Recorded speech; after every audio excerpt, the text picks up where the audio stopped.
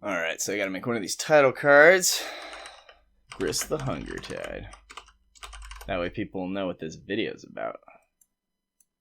This is beautiful. It's a work of art.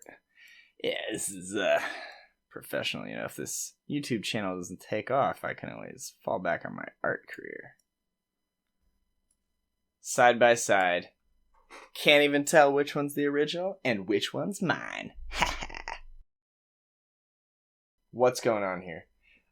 I think there's going to be no one actually watching this stream, and I'm just talking for YouTube purposes if possible. But basically, I thought it would be fun to record what I do when I make a commander deck. I don't know if it'll be useful for anyone or not, but this is just kind of the process I go through when I'm making something new. And I was going to show you like the resources I use and basically how I make a deck. The first thing you need to do, right, is pick your commander. So I have picked Grist the Hunger Tide. I'll pull him up here. And the reason for this is because I have this version of him in foil. And it looks super cool. And it uses insects, which are also super cool, as both my parents are entomologists. So I figured I would try my hand at brewing this deck up. So first thing to note, we have green, so immediately our deck is like a good deck. The other colors largely don't matter unless it's blue and green in Commander. Green allows us to get away without having like really expensive mana rocks and things like that. And also just kind of makes the deck more consistent because you'll always have the right mana you need to play stuff. So yeah, he's a Planeswalker, so we can use like our usual Planeswalker shenanigans. Anything that doubles counters, like Doubling Season, or anything that does proliferate, all the stuff you would run in like a Karth EDH deck or an Atraxa EDH deck we could use here. I guess we should read him. So as long as he's not in play, he is an insect in addition to his other types. I can't think of any shenanigans from the command zone off the top of my head. I'm sure there might be stuff as we start exploring it. But that will allow us to have him die, go to the graveyard, and then we can like cast Victimize or Living Death or Patriarch's Bidding or Reanimate or Animate Dead or Exhume or basically play a black card and get him out of the graveyard into play, which is going to be really powerful for us. Helps us evade the commander tax a little bit. I can see a brew of this deck where he goes to the graveyard 9 times out of 10 when he dies. And then let's see what he actually does. Aside from looking sick, like this art by Victor Adame Minguez, I think is how you'd say that, is fantastic. Like, how could you not want to make this deck? Got like a little bro in there controlling it, and then all these little grubs and stuff holding it together. And then you realize that all these scales aren't really scales, they're just like moths that are all nested on the worms. This thing is fucking sweet. So, we're definitely making this deck. Its plus is it makes an insect, and then you mill a card. Cool that it's black and green, so we can do stuff that plays with that. I'm in fact going to go to Archidekt, which is where we're going to brew this whole deck. Let's make a new deck. We'll call it Grist, and we'll say it's Commander deck, and sure, yeah, we'll make it public, whatever. Alright, so this is if you had like a batch of cards you were uploading, like if you found a list and you wanted to copy paste it. I've made decks from that before. This one I want to kind of do from scratch. But we'll start here. So the first card we're going to need is the first card in your 100. Grist the Hunger Tide. So then you can do a search, and then you can plus or minus here. It tells you with this red border that it's an illegal card. That's just because we haven't made it our commander. Now it's totally legal. And if we want to make sure we have that correct art, we just go over and switch it. Boom. All right. Well, the reason I wanted to throw this together is because the first thing it says, aside from counting as an insect, is mill a card and make a token. If an insect's milled this way, put a loyalty on it and replete it. So, if our deck has insects in it, when we mill insects, it triggers Grist. We mill again, he gets more loyalty counters, and we make 1/1 black and green insect green tokens. So, they are black and green. That immediately makes me think of the Liege, Creekwood Liege, because he gives all black creatures +1/+1 and all green creatures +1/+1. And he makes 1/1 black and green worms. Worms aren't insects, but the fact that he makes a 3/3 on your turn and makes your commander's 1/1s into 3/3s is worth playing this guy. So I think this guy's going to wind up in the list. So I'll just go ahead and I don't have to worry about it later. Alright, his next thing is sack a creature to destroy a creature or planeswalker. Super strong. Green-black is very much known for being an aristocrat build, so we will definitely make use of that. And then the -5, his ultimate is each opponent loses life equal to the number of creature cards in your graveyard. So, kind of like a stealth alternate win condition. Also, I think if we run a standard aristocrats package around this, our opponent's going to be taking lots of damage. So, boom, there's our commander. I'm going to be using Scryfall, which is this website here, to like exclusively look for cards. It can do really powerful advanced search stuff, so I like using it. I'm going to use EDH Rec to see what other people have done, and then we're going to throw our list together on Archidekt. So, let's get started. The first thing I like to do is I've established my commander. I go over here, and I want to see what other people have done. This doesn't mean we're going to just copy and paste the list here, but we're definitely going to take some of the cards, because this website scrapes together a bunch of data from other people's decks that they've uploaded. I can't even find all this to type it in. And it gives you a really idea of what people are doing. So we can scroll down here and we can see here are its top cards. In 63% of its decks, it has this creature. In 55, it has this creature, yada, yada, yada. And we can see what they're doing and if it makes sense for those things in our deck. So just looking here, we've got Golgari creature for 6 that when he enters, he makes insects equal to the amount of creatures in our graveyard. And then he has sack a creature, gain a life, draw a card. This is like the perfect card for this commander deck, so we're definitely going to add a Zoni. Easy peasy. Zoni 1000 eyes. Next up is a beetle. Whenever someone sacks a creature, it gets a counter. It's a 1-mana 1/1 insect. As far as the insects go, I'm going to go through and I'm going to add them all afterwards, because I'm just going to do a Scryfall search for insect. But that's definitely one that will be included. I already see a Skull Clamp here. That's an auto-include, because we're making 1/1s most of the time.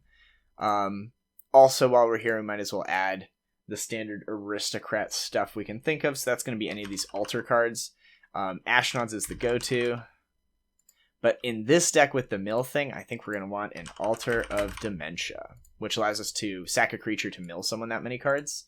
And then he does better things the more things you've milled. So I think these will wind up in there as well. At least one of them. Most likely 2 of them. So I'll add those now. These are more insects. Sir Conrad is an aristocrat's piece. It says whenever something dies or is milled, he deals 1 damage to each opponent. He also mills you. Because he's doing a little more than a standard aristocrats card, we'll go ahead and add him now because he won't get caught with like the batch stuff later. Sir Conrad Grim. Yeah. And anything, look at this, like 50-60% synergy. That means it's most likely not going to be something you include. And now we get into some more weird stuff. 4-mana instant. Put any number of creature cards from your graveyard on the top of your library, draw a card. That is hilarious. Holy shit. So you can put all of the insects you've milled on the top of your card and then do it again, and it's instant speed. That card is fantastic. So we're going to go in here. We're going to use Scryfall. And we're going to search for commander card that is green and black. We don't care about the type, but we do want the Oracle text to say, what do you think? Creature? Probably just graveyard. And top. And see what comes up. So we have 112 hits. And these are cards that are legal in a green and black commander deck and have the word graveyard and the word top. And the reason I said top is because putting things on the top of our library so that they can trigger Grist more times is going to be huge, which means we're going to want any top of deck manipulation. So that's going to be the big one is Sensei's Divining Top. And this might not make the cut in the long run, but just to get it started. The knockoff Sensei's Divining Top in green is Miri's Guile. So we'll add that as well. Scroll Rack is the granddaddy of this, and it's colorless, which means it'll most likely wind up in here. And these are your standard like top of deck manipulation pieces that you see in a lot of decks. So we'll have those for sure. And now I want to find other top of deck cards like weird stuff, like Foot Bottom Feast that nobody knows about and is worth 26 cents on TCG Player. So now we're looking for that. So I'm saying graveyard and top. I could also add the word library because any card I want is going to have that. So now we just quickly look through here. Now, put any number of target creature cards from your graveyard on the top of your library. Draw a card at the beginning of next turn's upkeep. What does this one say? This says Foot Bottom Feast. Put any number of target creature cards. So this one is certainly better, right? Put any number of... Whoops. Put any number of target creature cards. Well, let's close that. And what does this guy say? Like... Am I reading this card wrong? Put any number of target creature cards. Is this the same card? Put any number of target creature cards from your graveyard on the top of your library. Oh, this draws a card immediately. This draws a card later. Both these cards are fantastic, so we'll do Foot Bottom and Bone Harvest. There you go. There's the Bone Harvest. It's just at a lower one. Now, the cool thing, the reason I like using Archidekt is because we get to come up with custom things. So when we go to Views and Sort, we can change it into Custom. And now we can drag and drop these. So I'm going to make a new category called Top Deck. This is Top of Deck Manipulation. So all of these cards that we just grabbed are going to go into this Top Deck Manipulation spot. And the reason this is important is because, for me, it's nice to see how much I'm like committing to something. So right now I have 7 cards that are going to do Top of Deck Manipulation. That's probably too strong. So we're going to end up cutting some of these, perhaps. Or that's too many cards for that category. So... Oh, hi, Reaping. I don't know if you're still watching or not. I was just making a Magic deck and figured that I might as well record it, see if people find it interesting. So, all right. Next thing we can do is make a category here. These are anthems. These are going to make all our creatures +1/+1, and these are anthems. Now, these are... This guy here is an aristocrats piece. So we'll just throw this in aristocrats. And these are going to be creatures that are like sacrificing themselves to do stuff. This is a sack outlet, so we'll throw him in aristocrats. This card is like mandatory, as are these. So that's kind of where we are right now. Our main theme is going to be manipulating the top of the deck, having lots of insects, that's our creature base, having aristocrats pieces to fuel that, and then killing people through aristocrats, ulting our commander, getting lots of value by killing our little guys, drawing lots of cards, and then in general, we're running green and black, which is a very strong color combo. So that's our usual chicanery. We have to sift through this. I want to look at all these cards ultimately, but I want to parse them in like ways that are intelligent. So we're not getting flooded like this. So we're going to sort them by EDH Rec rank is going to be the amount they're used across all these decks. So that's a good way to do it. You could also do it by price. But if we sort it by rank, these are going to be the most popular cards. And then this guy at the end, whatever it is like the least popular card, which is an uncard. So I like sorting it by EDH Rec. You can also do it by rarity or by price, and that'll do a good job of sifting out what like the crummy cards are. So yeah, boom, right away. These first 3 definitely going in. This one's about elves, so we'll ignore it. I'm just gonna do a little split screen action here, so I can start typing. So Scoot Swarm. This card's gonna be nuts. We're running green, so we're gonna play lots of lands, and it says when you play lands, you make more insects. We're going to do dumb stuff with all our tokens, so makes sense. Cost a Caterpillar. It's a standard removal card. It also sacks itself. We're also going to be doing stuff coming back from the graveyard with frequency. And it's a 1-mana insect that doesn't suck. And insects are not a very well-supported tribe, so anything that doesn't suck, we basically have to run. Nazarek is quite good, because whenever anybody sacks anything, all your dudes get a +1/+1 counter. We're going to be sacking all our things, all the time. And our opponents will as well, because we can run stuff like Grave Pact, because we have the Aristocrats package. Giant Idlephage. So this is a 7-mana 7/7. We'll add it for now. Honestly, the mana cost might be too much for us, but I do have a foil one of these that I want to use at some point, so we might put it in even if it's not the best. Scoot Mob is a 1-mana 1/1, but it does something. So because its mana cost is so low and it does something, it will probably make the cut. Hornet Nest is not a super good card. You probably would not run Hornet Nest in any commander deck unless it's some weird like AoE damage and you're like reflecting it onto someone else. It almost never triggers with someone attacking you because they see that they'll get a bunch of Hornets. But again, we are running a deck that kind of has to run anything that's playable, and it is playable, so we'll run it. Plague Singer is a 2-mana 1/1 with flying and infect. I would normally never run a card with infect, but again, we're kind of stuck in this thing, and I would rather run this over others. We might come back to it later. I'm going to skip it for now because it has infect, and I just don't throw infect in my decks. But if we're like low on creatures, I'll just do a keyword search for infect and pick these guys up. Bane of the Living is a board wipe, so we'll run it, but it's also pretty bad. Ant Queen, she makes 1/1s. She's overcosted, but she makes 1/1s, and we're kind of stuck, as I said before. Holograph Monstrosity, 7 mana, 8/8. Man, a lot of these insects are really, really hard to justify running. It does recur our graveyard. It exiles itself, though, which is a non-bow with our commander. We'll throw it in for now. Again, not super attached. Crash Rhino Beetles is a 5 mana 15/15 because green needed the help. I don't know. This card is nuts. It's a pretty absurd card. At the beginning of your end step, make an insect for each +1/+1 counter you've put on creatures you control this turn. Oh man, that's so good if we can put counters on things. Also, Broodhatch makes 1/1s. Okay, we're going to throw these guys in here. The Iridescent, though, we are going to need some synergy with +1/+1 counters to justify its existence. Broodhatch Nantuko.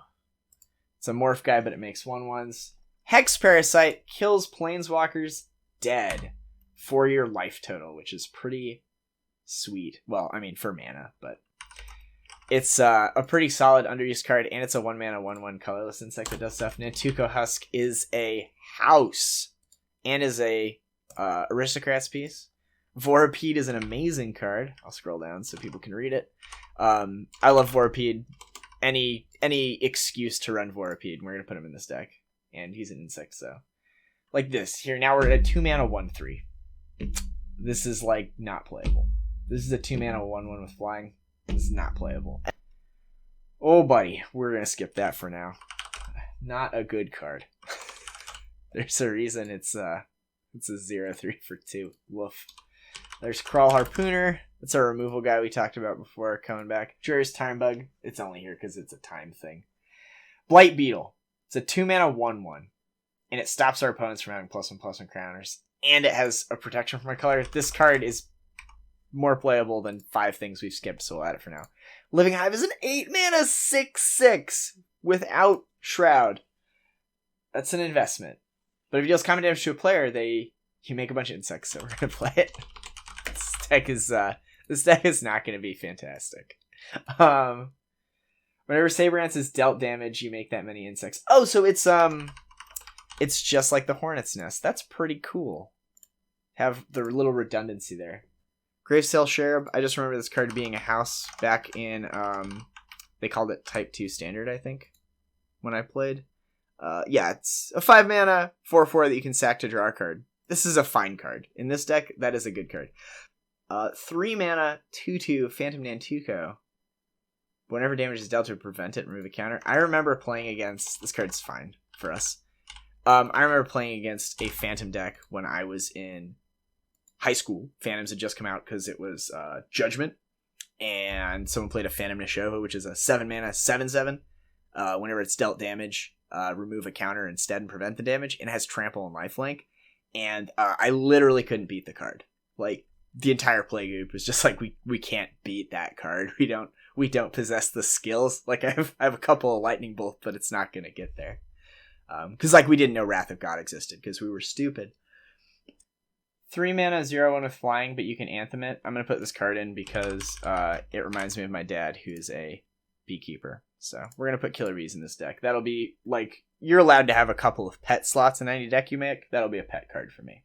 We've got 54 creatures. 54 creatures, way too much. In a creature heavy deck, we want to have like, let's say 40 max, which is still too many. So we easily need to cut 15 of these cards, like minimum. So we are going to sort them another way. So we're just going to keep it custom like this, but we're going to sort them by CMC. High CMC cards are the easiest to cut. We don't want to have more than like 10 cards over CMC 6 in the entire deck, or like CMC 6 or more in the entire deck. This says when it dies, it makes 7 insects. This card's hilarious, and I have a foil copy, so we're going to try to put that in too. Alright, so we're starting at big mana side of things. This guy is technically not an insect, so it's going to feel bad when we hit it on the mill, but it's a meme card, so we're required to run it. That is my reasoning for it. Living Hive connects and makes 1/1s. This makes 2 1/1s. It's not enough for 8 mana, I'm sorry. This guy I wanted to cut anyway. This guy makes 1/1 when she enters. This card is perfect. If our entire deck is this, we're fine. This card makes copies of itself. 7/7's big. This guy's on the maybe pile. 6 mana 6/6 with trample. Everything that died this turn comes back. That's pretty good if he's around. I think if he's not around, nothing happens because he's not around. So he doesn't get around board wipes. And if people go to murder stuff, they just kind of have to murder him first, which is nice. We only have a couple of cards we really want to protect. Everything else, it doesn't matter so much if it dies because we're just populating the board with tons and tons of dudes. So I think Gleamcrawler is on the block. I don't want to remove him entirely, though, so I'm just going to throw him in the maybe board pile, which will keep him over here off to the side in quarantine for up to 2 weeks until we determine whether or not he can actually stay in the deck. And then these are creatures. And we have to add our aristocrats pieces. So we've got Zulaport Cutthroat. We've got Blood Artist. We've got Viscera Seer. We've got Pitiless Plunderer. And these are just like your standard aristocratsy cards. Some people also run Vindictive Vampire because we're trying to stay on color or on a creature theme. I think we're not going to run the full package though. So I know already I'm not going to have him. I might not even have some of these cards I've typed out, but just to get him in there so we can see what we're looking at. And then we're sacking these guys. We're getting value. We need to affect our opponent somehow. Grave Pact is the way you do that. Grave Pact is, however, triple. So we're going to go Dictate of Erebos. It's triple mana cost. Triple black. So we're going to do Dictate of Erebos because it's 2 black instead. And it's like substantially better, I think, as flash. So you can like surprise your opponents with it. The other thing people run is Butcher of Malakir, which is like a 50-cent version of it. But again, it's not on theme with us because it's not an insect. It's also a worse card than Dictate of Erebos. So for Blood Artist, Viscera Seer. These are like your standard 3. Oh, we also get to have Poison Tip Archers, which is one of my favorite cards just because the art's cool on it. The formatting looks nice. I don't know, I just like how this card looks. So I like Poison Tip Archer. Also, Poison Tip Archer is each opponent. Blood Artist is single target. I think if we're going to start cutting and we're going to cut one of these 3, I like the everyone loses a life versus target. So I'm going to cut the Blood Artist. I know, it's like you should cut the Poison Tip over the Blood Artist, but I want it to be more symmetrical. This also isn't like a CEDH deck or going to be strong, so we can run like the less powerful option and probably get away with it because we're playing freaking insects. Gain 1 life for each creature in your graveyard. If I cut this, I want to run the other card anyway, which this makes me think of, so I'm going to cut him. The card I'm thinking of is, gosh, I don't know what it is, but here, now we can look at this feature. I know it is CMC3, I know it is type instant, I know it is color green, I know it is rarity, common? It's something with the bone, not of the bone. That's the card I want to run. Gain 2 life for each card in your graveyard with flashback. So if it gets milled, we can flash it back from our yard. This card has saved my ass in so many green mill decks that you will not believe. And the fact that our commander is milling us, and it's 2 life for each creature card, like Not of the Bone, fits into this deck really well. I think we'll be good for there right now. We'll have to cut more later, but let's flex onto other parts here. What else? Lolth the Spider Queen. Whenever a creature you control dies, put a counter on it. It makes spider tokens. Whenever an opponent is dealt damage. Okay, this card's silly. So sure, Lolth. Alright, I think we're good on creatures. Now we're going to add removal. Removal is a very important part of every commander deck. We want to have, like, let's say 10 removal cards. I don't know what the actual numbers are. That seems good. We're just going to add the, like, base package in these colors, which is Assassin's Trophy. I also really like the 4 mana version that gets you a land, but it's probably not good enough. And to get an idea of what we want to remove speed, you can just click on instance and it'll go through them all. But yeah, here's Assassin's Trophy. Putrefy's the other one. Beast Within, of course, we will run because it's any permanent. We'll go ahead and split screen action this again just to make it, whoops, Come back to me. You can see my Dinotopia background there. Ooh. Dinotopia. Alright. Where are we? Instance. Plumb the Forbidden. You may sack any amount of creatures. Yeah, this card's sweet. Thank you. Putrefy is an artifact or a creature. If we're going black, we have better destroy target creatures. The destroying the artifact is nice, and it is in the same card, so we only have 100 cards to choose from. If we were running another color like white or blue, we would not run Putrefy because we have better multicolored removal spells or colored like Path to Exile and stuff like that. Since we don't have access to those, Putrefy becomes kind of the best we can deal. It's like the best we got. So. This is just a tutor. The more tutors you run, the better the better your deck is. The less tutors you run, the more meme cards you can play, and the more different your experience is going to be every time you play. So if you want your deck to be more streamlined, run more tutors. If you want your deck to be more competitive, find that one or two thing you want it to do, like this combo or this line of play or that line of play, and then jam as many tutors as you can into the deck to just ferret out that win condition and maybe that secondary win condition, right? So yeah, I think we want to run tutor light. So I'm not going to worry about tutors for now. We might add some later, because they're always just a good card. Death Sprout's the card I was thinking of. You can destroy a creature and search for a basic land. It's 2 mana to cast search your deck for a land and put it into play, and it's 2 mana to kill a creature. This is 4 mana to do both. Come on. This card's fantastic. This will be my second pet card that probably shouldn't be in the deck, but I'm going to put in there. Non-humans get +3/+3 until end of turn, or draw a card equal to the greatest power among creatures you control. This is a fantastic anthem for us. We're going to be able to swing in and do a big finishing move, and if we don't have that available to us, we can draw at least 1 or 2 cards. So I like Return of the Wild Speaker a lot. It's a very good card. It's been reprinted a bunch, so it's only 50 cents. This price is wrong. Yeah, this 98 cents is a lot closer to what it's actually going for on the open market.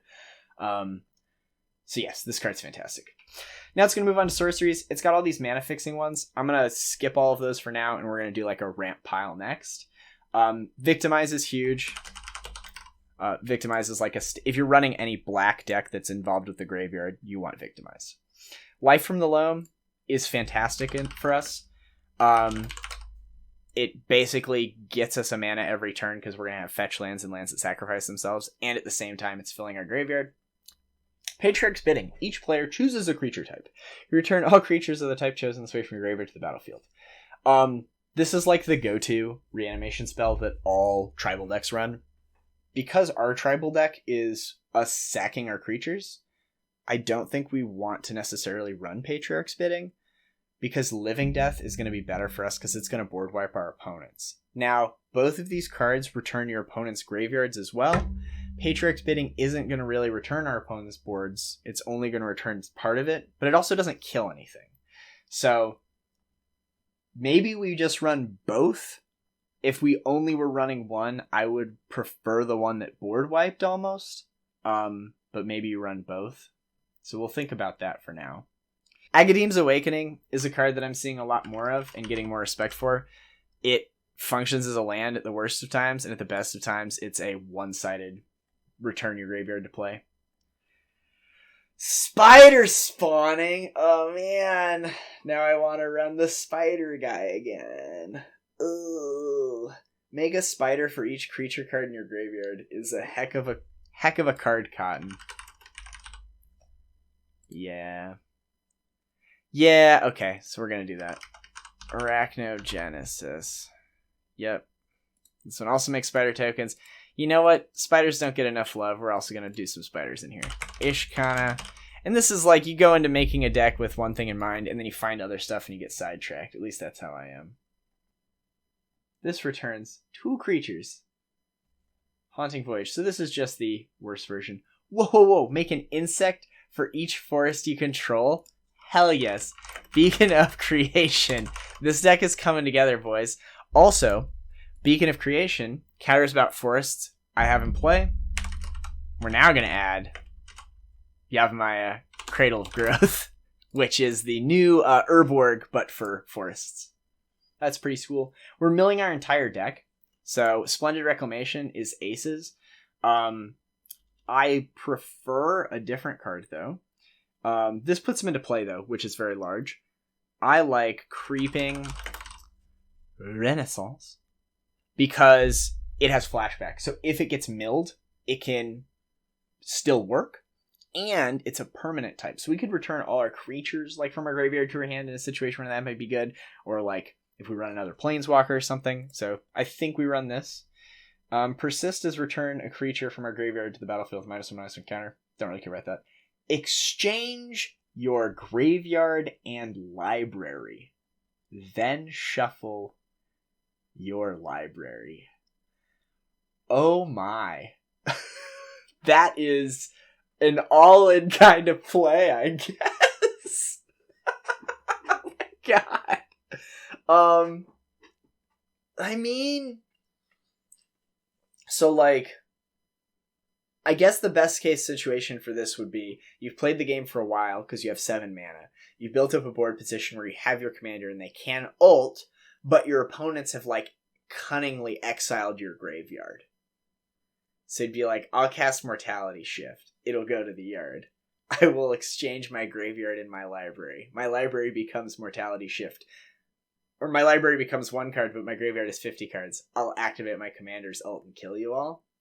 This card is very memey. I would like to try and put it in. Indeed. Utility artifacts. So this makes all of our stuff insects. Boom. Don't really need it because we're going very hard into it. These are those 2 altars we had before. This is a Mill Yourself card. This is a Chain Veil. This is cool because it makes the creatures in your graveyards also be insects. Unfortunately, all of our stuff's already going to be insects for the most part, so I don't think it's worth running. This is some self-mill stuff. This is another altar. Scroll Rack is that top of deck manipulation. The big question here is, do you want a Crucible Worlds or Coat of Arms type effect? Crucible Worlds is very good in this type of deck where we're milling ourselves. Coat of Arms is also fairly strong if we want to go for that swingy strategy. I think I want to go more for like the aristocratsy strategy than for like having one massive board. That said, for what this card does, this card basically has to be answered by your opponents or you win the game. And it's only bad if you're playing against other tribal decks. And in those instances, you just wouldn't play it. So I think it's very good. The card is quite strong. Now we're on to some enchantments. At the beginning of your upkeep, you may mill 2. Whenever a land hits your graveyard, make an insect. Oh my. Do you ever just see cards that were like made for your deck? And you're like, yep, that goes in. Moldervine Wreck. Creature dies, gain a life, draw a card. This is a just you version of Fecundity. Fecundity is 3 mana. It says whenever a creature dies, everybody, like if anyone's creature dies, they draw a card for 3 mana. This is just you. I like it. It's probably a little overcosted for what it is. It probably should be like a 4-mana enchantment, but it is something that's unique to our color pie, and I like cards that are like unique to Golgari. Like we can play against a black-white aristocrats deck, but they will not have Moldervine Reclamation because this is a Golgari card. So I like that. Doubling Season is huge in this deck. It also lets us alter commander the turn it comes out. This is like an etiquette thing. If you think running something this powerful in your playgroup is gonna like piss people off, don't do it. I think it's fine for my playgroup. Also, the deck itself is like typically weak because it's using insects, but I can definitely see a situation where I play Doubling Season, I play my commander next turn, I like ult and kill someone, and then they complain that I just ult my commander the turn after I play Doubling Season, which is a very fair argument, and I would also be pissed off. So I don't know. This might end up coming out when I play it a bunch, but who knows. This is just standard card draw. We'll do a ramp pile and a card draw pile after we're done with this. This just says if there's 20 more creatures in your graveyard, you win the game at the start of your turn. I've had a deck that used Mortal Kombat before. It's very obvious. It's very memey. This deck is already doing a lot of meme things, so I don't think we need another meme thing. This is some recursion stuff. This allows our creatures to tap for mana. This card allows our creatures to tap for mana, so we'll run this card. This gives us this land, which allows us to reanimate creatures out of our graveyards. This card is very good. The only reason I wouldn't put it in is because I only have one copy and it's in another deck. This card's very good, though. Pay 2 life, return a creature card from your graveyard to your hand. It's very good. This is another one of those aristocrats pieces. This is Gaia's Cradle. Whereas Doubling Season, I'm okay with. For some reason, I'm not okay with Gaia's Cradle. It's like a personal preference where I think Gaia's Cradle's too strong. I have Iltmok, Cradle of the Sun, and Growing Rights in one of my decks, but I don't think this deck also needs Gaia's Cradle. So, I'm not going to run this card. Deathroof Ritual. At the end of your turn, if something died, you may draw a card. At the end of each turn, if something died, draw a card. Very good. Beastmaster Ascension is our overrun card. So, yes, we run Beastmaster Ascension. I love Deathreap Ritual. Best case scenario, you're drawing 1 card a turn. Phyrexian Arena is 1 mana less than this. It is very cool that it's like a Golgari thing, but we have green. Green has Sylvan Library. I'm not going to run this card when I could run Sylvan Library. So, sadly, I'm not going to run Deathreap Ritual. Here's the Grave Pack that we talked about earlier. This is all like more competitive stuff. This is just some ramp. In our Planeswalker section, we expect to see Vraska, because she says, sack a permanent, gain a life, draw a card. We're definitely going to run this. Vraska Golgari Queen is like one of my favorite cards. Vraska's my favorite Planeswalker. This is my least favorite art, so we'll go ahead and change that real quick, though. But yeah, this is doing just what we want to do with our deck. So, A+, that goes in. This guy is in here because he mills you, I think. I don't know. He returns your lands from your graveyard to play, or it lets you put any amount of lands from your hand into play. This card's very good in some decks. I don't think it's good in this deck. This says whenever a creature dies, draw a card. This card is absurd. This card is like ostensibly better than Lilith Spider Queen. I'm going to add it, but if we end up cutting a Planeswalker, it'll probably be Liliana because the other one is more meme. But Liliana Dreadhorde General is a dumb card that has to be answered when it hits the board or you run away with the game. Now we're getting into land area. These are all lands I would expect. The one land I wouldn't think of necessarily is Swarmyard. So we're going to type that in here. That way I just don't forget that it exists. I have a foil signed Time Spiral Swarmyard, so I'll be using that blinged out Swarmyard for sure.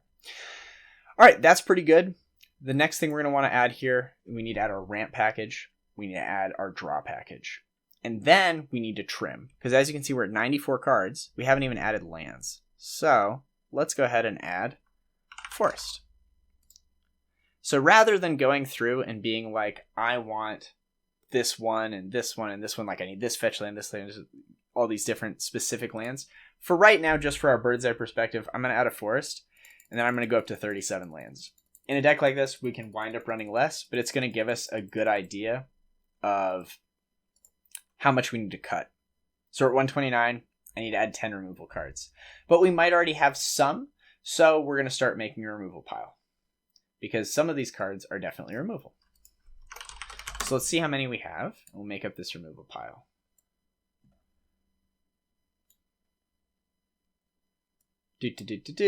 Alright, so these are all good removal cards. This card's not in English. Let's fix that. This is Putrefy. Put that in English so I can understand it. Destroy a creature, lose life. So we actually have pretty good removal package right now. I don't know if... I think we're at 9 cards. It's pretty nuts. Also at this point, it's good to go through our creatures because some of our creatures are removal cards. This Kraul Harpooner is a removal card. There was another one in here. This Caustic Caterpillar is removal because it destroys an artifact or enchantment. And then we also need to add ramp. In green, you can easily hit 15 ramp cards. So I like going through from lowest mana to highest mana. So we're going to run Soul Ring. I'll run Signet. The Signet for us is going to be Golgari Signet. We also get to run a Arcane Signet. And then the third one is the Talisman. And this is like Talisman of like graveyard shit. I don't know what it's called. But because we have green, I would rather run Nature's Lore, Farseek, all that stuff. I would rather permanently have the land in play than put my mana ramp into a rock, which is why I'm not going to run Talisman of... Oh, it's going to piss me off. I'll look it up.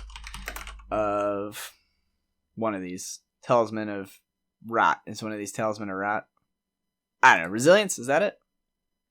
What a guess. We're not going to run this card. I easily could. I just don't want to. As I said, this is how I make a deck, not necessarily how you should make a deck. Mechanically, the more lower CMC mana stuff you have, the stronger your deck is. Again, I'm not going for the strongest deck possible, so I'm not going to run a bunch of 2 CMC mana ramp. I'm not going to run the maximum amount, rather. When we hit the 3 CMC mark for mana ramp, for 2 mana, you get 1 land. That's standard business practice. 2 mana, 1 land into play tapped. That is an honest American trade deal. For 3 mana, you can expect to find 1 land into play tapped and 1 land in your hand. That's okay. Our commander costs 3. For 3 mana, I don't want to be doing that. I would rather be playing my commander. 4 mana gets you 2 lands into play tapped. That's the going rate. At that point, we should have enough mana to play most of the stuff in our deck. The 4 mana ones I would run would be the best ones, though, which is Sky Shroud Claim. Sky Shroud Claim is important because it gets you forests and they don't come into play tapped. So it's just strictly better than the ones that are like Explosive Vegetation, get 2 basics into play tapped. This gets you 2 forests in any way, shape, or form. So you can get Overgrown Tomb, you can get Bayou, stuff like that. So we're going to run Sky Shroud Claim over those. 5 mana plus for ramp, there's nothing else to consider, as that's kind of too much to pay for stuff. The last thing I will say is Tempt with Discovery. If you ever make a deck that does stuff with lands, and you need to get a specific named land out to do something cool, Tempt with Discovery is fantastic, because for 4 mana, you'll always get that 1 into play tapped, and more often than not, you'll get 2 lands, at least, because typically 1 person will do it with you. And I know that the rule of thumb with Tempt is that nobody does it, but everyone can say, all right, nobody do it, and then the first person says, I don't do it, and the second person says, I don't do it, and the third person says, fuck you guys, I'll do it. And you and them will get a land, and the other 2 people will be screwed. I have seen that happen before. So, Tempt with Discovery, I almost always will put in a deck, just because it's like that fun table interaction. I will say, I typically don't make tribal decks, because I don't like not having control over the cards that go into my deck, and I feel like the fact that I have to run a ramp package in all my decks, because you basically do, limits the amount of options I have, right? Because now I have to run 10 ramp cards, I have to run 30-ish lands, I have to run 10 removal cards, I'm left with less than 50 to build with, plus you need card draw, plus you need board wipes, yada yada, and you get down to like 30 cards you can choose. Well, if you have a tribal deck like this insect deck, now my 30 cards that I could choose are all insects. So I can choose what insects I want, but beyond that, the deck kind of builds itself. Which is doubly so if you're like finding a deck list online. They're going to be very similar unless you go into it and try to like make your own and do weird stuff. And this is going to be very similar to everyone else's Grist, but hopefully it'll be enough my own that I'm happy with it. But that's just my personal reason for not really getting into the ramp stuff, or for getting into tribal decks as much. It's now important too for us to look at our draw. So I am now going to distinguish between top of deck and draw, because draw is very important as well. Draw is a way for me to add a card to my hand when I need to add a card to my hand to do something else. Cryptolith Rite is not ramp. I would consider it almost ramp, but it's not quite, because it puts it on the creature. I don't consider creatures that tap for mana to be ramp because it's too risque. But it is like mechanically a thing. Oh, 2 mana ramp that we forgot though. The Sakura Tribe Elder. This is Sack Daddy.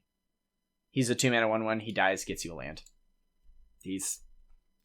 He does his duty and then falls over as required by his deck. That leaves us 9 draw. That's pretty good. I would definitely like to have a card that says when a creature dies, draw a card.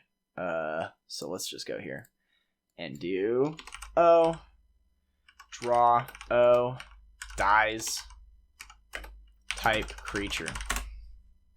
Whenever a creature of the chosen type dies, draw a card. This is made literally made for tribal decks like ours. It's also a very underused card, so I think we're gonna go with Species Specialist in this role.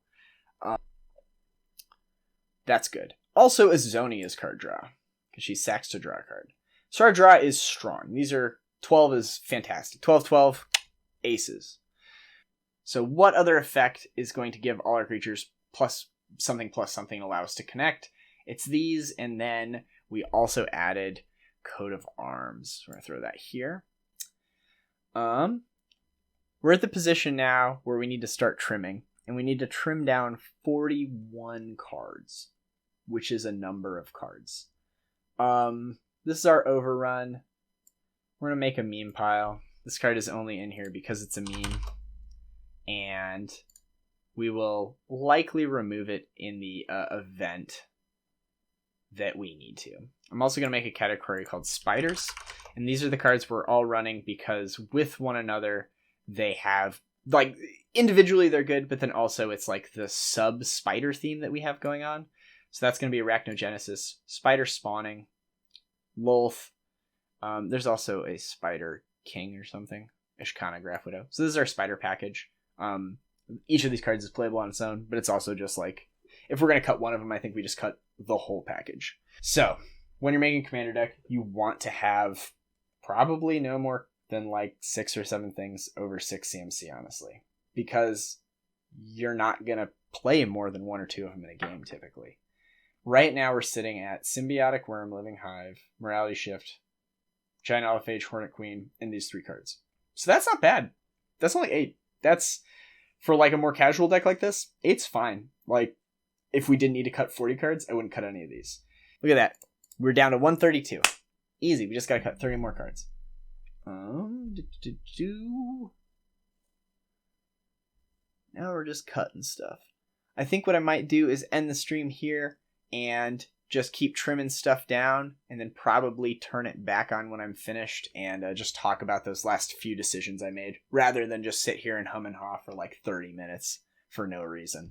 So I think I'll do that, and I'll see you guys in a bit. All right, so I am back. I have cut down to just the 100 cards for the deck. Fortunately, it has this little undo thing, so we can just undo this all. Well, I can at least undo the last 10 and show you what I was thinking. So basically what I did is I went through, I cut out the, if we go to custom here, I cut out the spider package. We just had to start cutting stuff. I cut out some of the traditional good cards that you would run. I cut out the coat of arms. I cut out the doubling season just to kind of bring the deck down in power level, and also because it's an easy cut. I cut out some of these higher cost guys here, as you can see, just to make the deck cheaper. Oh yeah, you can see here I am undoing stuff. I then sorted into like an insect file here, just so I could start counting my insects. But yeah. And then what I did is I cleared out my maybe board to just this 1 card. And then the cards I removed in the last 10, because they're presumably better than the first 30 that I cut, I started putting in my maybe board. So what I'll do now is when I make the deck, I will also be on the lookout for these cards and pick them up, you know, if they're 50 cents or I see them in a trade binder or something. That way I'll have them to side in case like something I have isn't working out, and these are other options that I almost considered.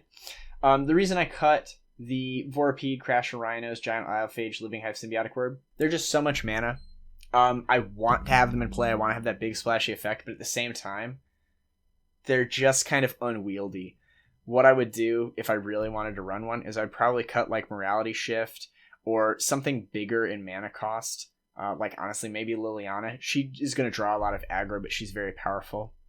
You could also remove like maybe Sir Conrad if you don't want to be that mean, but Sir Conrad's quite strong in the deck. So maybe like a Poison Tip Archer you would take out instead. Let's see what else I took out. I also took out just some creatures that weren't getting there. So I took out Saber Ants and Phantom Nantuko. This is the 4-mana version of the Defender. This one makes 1/1 insects. The Hornet's Nest makes 1/1 insects with flying and death touch, so it's better and it's less mana. It's also readily available. Saber Ants is going to be harder for me to find a copy of. Phantom Nantuko is a house. It's like a very good generic 3-mana 2/2 insect with trample. I cut a lot of the +1/+1 counter synergy, so he doesn't have a lot of love going on in the deck, and like a vanilla 3-mana 2/2 isn't great. This does bring our insect count down to like 22, but again, we don't need to like hit this sweet spot of just chainmilling our deck to be profitable here. We can get value just from nickel and diming our opponents, drawing cards with our aristocrat synergy and our like skull clamp synergy and things like that, and then hit our big kind of splashy cards, which are honestly going to be Grave Pudge and Fruit Bottom Feast, to like put 5 creatures, even if it's just 5 creatures on the top of our deck, we'll plus our commander and he'll move into ult range immediately, just with like a couple of creatures. And the longer the game goes on, the better these cards are going to get. And I'm expecting things like Azoni to be huge in the deck. A handful of stuff like that. And then we do have Damnation for the big board wipe. Our other removal stuff, it says only 4. In reality, some of this other stuff got shuffled around, but like Liliana's removal, Damnation's removal. So we do have these removal cards. I put in Patriarch's Bidding and Living Death. I ended up cutting Living Death because it exiles the cards that are in play, so we don't get death triggers from them. So there was a little lack of synergy there. Also, it returns all of our opponent's stuff from the graveyard to play. Patriarch's Bidding is just going to get them insects and then whatever creature types they name. So, you know, basically nothing from us because insects are trash. But yeah, I think these are the strongest insects out of our pile. Maybe we should be running 30, but if we had to run 22, I think these are the best 22. Minus Killer Bees, which again is in there just because I like the card. Because it reminds me of my papa. Yeah, I think this is kind of what we can live with. Again, like, these are fine creatures. If we want to go more creature heavy, they come in. Some more utility stuff goes out. But I think at this point, I would just build the deck and play it. The last thing to note is I went from 37 lands down to 35. I removed one because we had Agadeem's Awakening, which is a flip land. The other side of it is literally a land. So we're at 36 lands. And then I like removing a land whenever you have 3 pieces of consistent ramp. So realistically, since we have 10 cards that I've listed as ramp, I think you could go down probably to like 33 lands. And I think that a more competitive build of this deck would, because we want to have more early interaction, low mana cost stuff, just get our game plan going quicker and like be more aggressive towards our opponents.